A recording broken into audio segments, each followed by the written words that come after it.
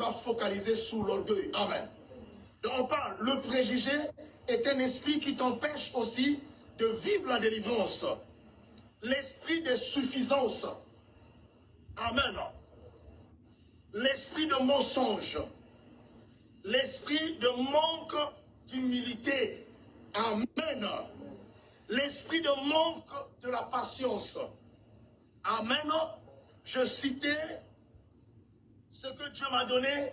Ce sont des esprits qui empêchent aux enfants de Dieu de vivre la délivrance. Amen. Ce n'est pas ton voisin qui t'empêche de vivre la délivrance. Ce n'est pas ta mère aussi. Ce n'est pas ton père. Ce n'est ni celui qui est dans ton quartier ou celui qui fréquente la même église avec toi. Mais celui qui t'empêche de vivre la délivrance, c'est ce mot qu'on a cité ici. L'incrédulité, le préjugé, le manque de patience, le mensonge, l'esprit de suffisance, amen, et l'orgueil fait qu'aujourd'hui, que tu ne vives pas cette délivrance que Dieu avait établie pour toi. Amen. Donc il faut que chaque personne rentre dans ce message et que nous puissions comprendre tous qu'est-ce que Dieu veut nous dire aujourd'hui. Amen. Dieu veut dire par là que nous avons été appelés à la délivrance. Amen.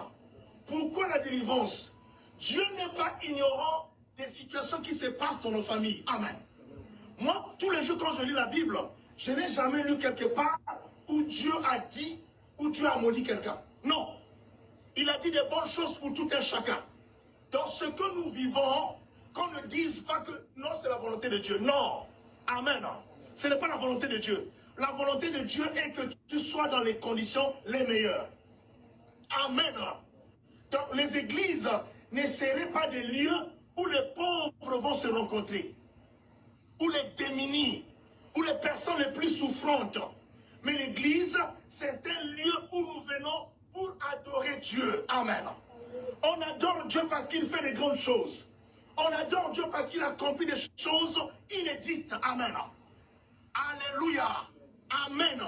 Je vous dis, si tu fréquentes une église, alléluia, que tu ne vives pas de bonnes choses, soit c'est le pasteur qui est mauvais, qui est sur le mauvais chemin, soit c'est toi-même. Amen. Alléluia. C'est pour ça que je vous dis tous les jours, allez-y à la maison prier. Si l'Éternel te dit que le pasteur Jean-Pierre, le prophète que je suis, c'est un sorcier, fuis l'église. Amen. Vide l'église.